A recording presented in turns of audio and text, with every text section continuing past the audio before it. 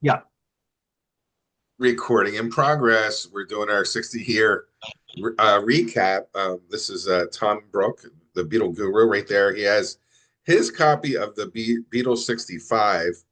Believe it or not, 60 years ago on December 15th, this album was released. And look at this album cover. It looks like he's kept it under wraps. It doesn't even look like it's ever been played or touched, which I think is great. So we have what we've been doing this year is just talking about the 60 year on these albums that came out this year. This is the last one, and we always try to get lock Brooke down because it's one red carpet after another for him. And I just saw online on Facebook, it never Yeah. fails. You're on some some red carpet. And so it's the Beetle Gurus here. So we want to welcome Brooke. How are you? I'm okay, Tom. It's always a pleasure to see you. And yeah, it's amazing that 60 years on December 15th that this album came out and on Capitol, of course. And 10 days before Christmas, by the way, coincidentally. Yeah. So Capitol knew exactly what they were doing. And everybody bought it that I knew. And of course, I bought it. And but Mr. Dexter is involved with this. We talked about Dave Dexter Jr. before, and when I listened to it prior to us getting together today, you could hear how how some of the tracks are just completely washed in reverb. Really, really a lot. And that's what Dexter did. And I know I heard these comments from John Lennon, and he was furious about that. Hmm. He absolutely hated the fact that they did that to, especially on the single on I Feel Fine and She's a Woman, especially on those two. Whoa, it's just drenched. But the beautiful thing about this album is that it's a band friendly album. In other words, I had a band back then, and just going down the track list of the songs, there are 5 songs that my band immediately added to our playlist, to our set list, because you're just guitar, 2 guitars, bass, and drums. There's no other instruments involved, right? And what they are is, of course, rock and roll music, of course, rock and roll music. Honey, Don't. Now, interesting enough is that those are 2 cover songs.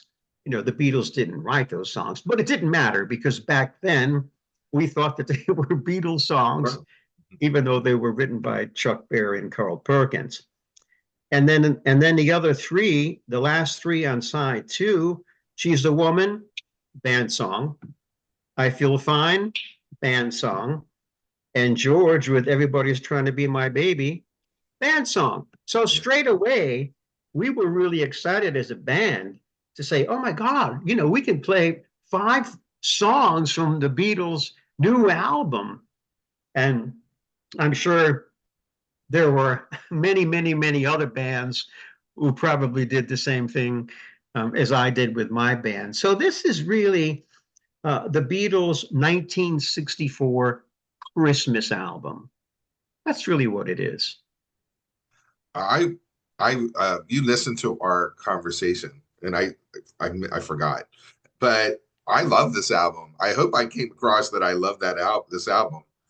Uh, there's not a dud on this album, in my opinion. There's some things I have issues with, like Mr. Moonlight. Uh, you know, but as a whole, I think this is a pretty solid album. Well, it's pretty much a rock and roll album, pretty much, with a few exceptions, but it rocks. I mean, She's a Woman, I Feel Fine, Everybody's Trying to Be My Baby, Honey, Don't. I mean, that's all rock and roll. Yeah. I feel fine. Rock and roll music. I mean, for God's sake, I'm a loser, no reply. I mean, you could say it gets a little folky with maybe with I'll Be Back, which by the way is my favorite track on the album. It's a great song. Favorite song. Yeah, yeah. But in a way, it kind of reminds me a little bit, not as much as the Beatles' second album, because the Beatles' second album is rock and roll. This is a rock and roll album with a couple of other things that are not completely rock and roll. You can say, well, I'm a loser, no reply. Babies in Black, Follow the Sun is kind of folky, actually. And even though McCartney wrote that when he was very young, Hmm. but Follow the Sun, that could have been on Rubber Soul. Beautiful. Because, Yeah, I love that you know, song. in terms of the way the instrumentation and it's really kind of it's a folk song. So in a little bit of a way, they were starting to mix things up a little bit. And this song was, excuse me, this album was number one for 9 weeks.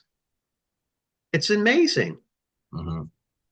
But again, it's not amazing considering, what was a Beatlemania. I mean, this is 64, right? The end of 64. So Beatlemania was still going on and on and on and on, as we know.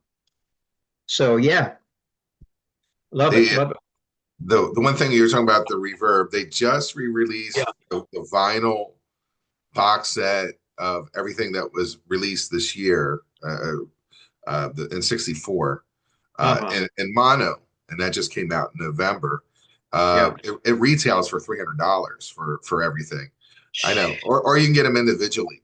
But Okay. one of the things they mentioned is that reverb it was removed, so it has a Yeah. cleaner Yeah. sound. But I Yeah. mean, it's just it's another product. That's all I can tell you. It's Oh, another they beat. just they don't stop milking the franchise. I mean, really. I mean, I guess somebody needs a new swimming pool or a new house or, a couple of Rolls Royces or whatever it is. Yeah, I don't know. I mean, I don't know what happens with that. I mean, next year they may do the same thing. I have a cat that wants to get on my Well, lap. $300 for the box set. A lot of people, a lot of Beatle fans are going to go out and they're going to do that. They're going to Sure. buy it. Of course they will. That's a lot of money, $300. Yeah. Yeah, But definitely. But for me, I'm happy with the originals. I know what they do. This came out then. This is a new remaster. This is a new. Da, da, da, da, da. For God's sake, the original albums, with the exception of what they did with the reverb on, especially on "I Feel Fine, She's a Woman." Yeah, it's a great album. I don't need to spend $300 to hear it without reverb. As a matter of fact, I have those two songs without reverb anyway as MP3s. So yeah, yeah, I know. It's just one of their celebrations of the 60 year. This is what they came up with. sure. Along with the 64 video that just hit Disney. So the new movie Beatles 64. Did Yeah, you did you see that? before, yeah, it's just like cleaned up and reorganized. Yeah, it's the same footage that I've seen in the past. Exactly. Yeah. It's the same. It's a regurgitation of a regurgitation. It's a rehash of a rehash. And I'm like, hey, come on, man. We've seen this footage so Well, many bro, times before. this is what I think. So this wasn't for us. This was for a younger generation. You basically now have multiple like products keep on coming out on Disney. So you have your parents or grandparents are going to sit down with little kids and say, "Hey, these are the Beatles.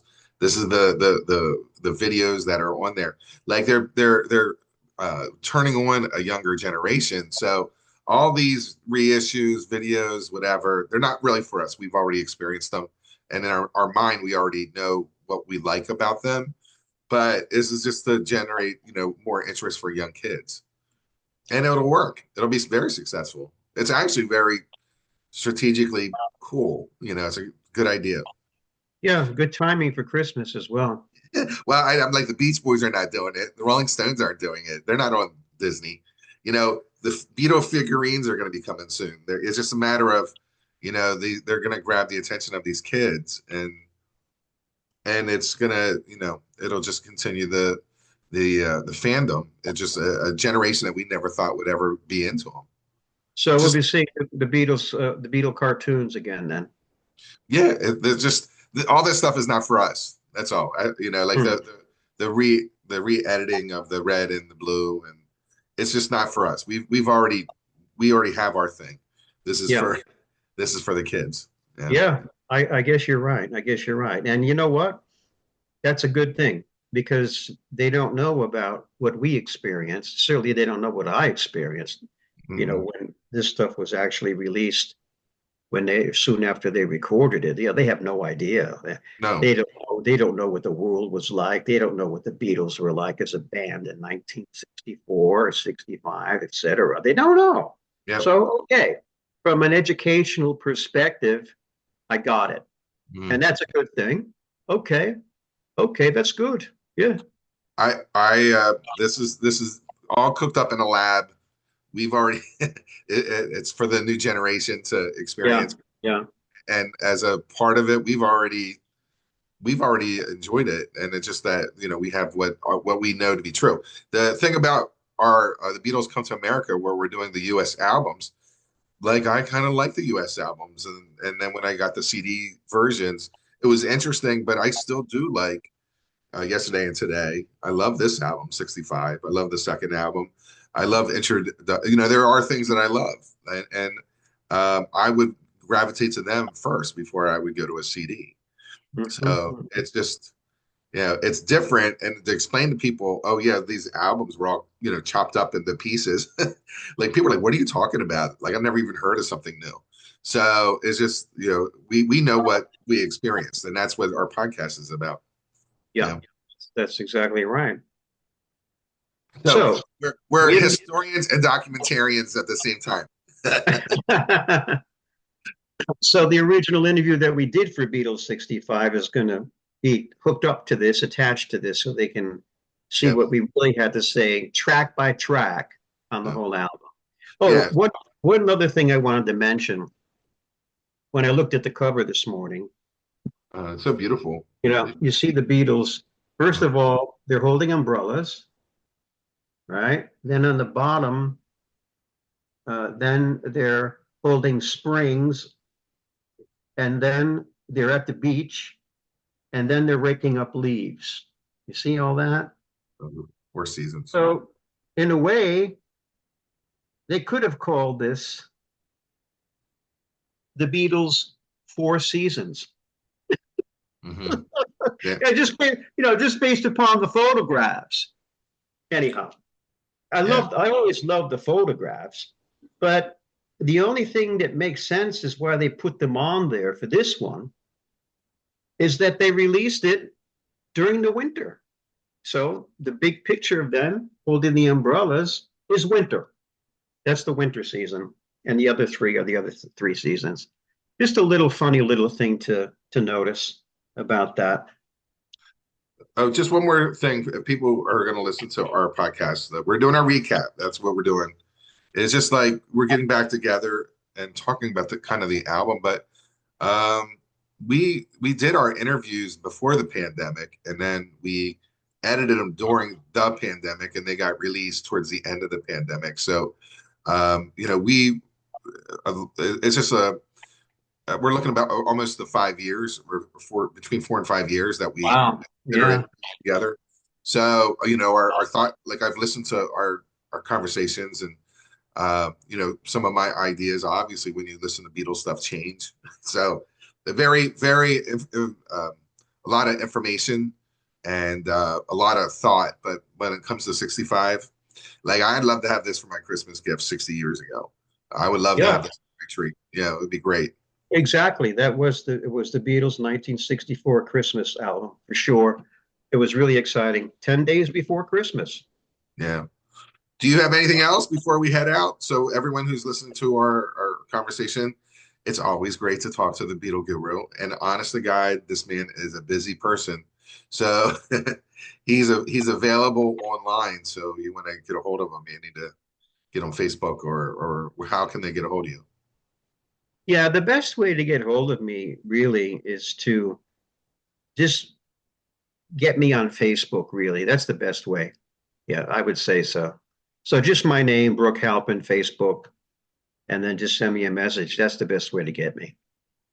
Along with we went through the whole album, so it's like almost 20 shows, and then we put on some additional ones, even ones that we did before, which are like the best of Paul or best of solo. And but Oh there's yeah, yeah, yeah. earlier this year we sent Brooke found some music from his vault from 1971, and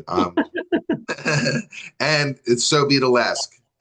I say it's his jagged little pill because he was going through a breakup, and some of his songs carry that kind of that angst that goes along with it. But the thing rocks. I was like, "Ooh, this could be a Jethro Tull album song," or "Oh, this is the Beatle part that you put in there." So you want to maybe check out Brooks' uh, 71 Yeah. deep tracks that Lost just found. songs. Yeah, the six lost songs. Yeah. Yeah, so check that out too. You have time. So everyone who's listened to us, thank you very much. Thank you, the Beetle Guru, for talking to me again. Oh, my pleasure, Tom. Always a pleasure. And, all the best holiday cheer, bringing in the new year. Yeah, how about that? It just keeps on going, doesn't And it? all our friends and all our fans out there. God bless you all and happy Christmas to everyone. Happy Christmas. Christmas time is here again. And All right, everyone, have a good one. Stay tuned. We're going to play the 65.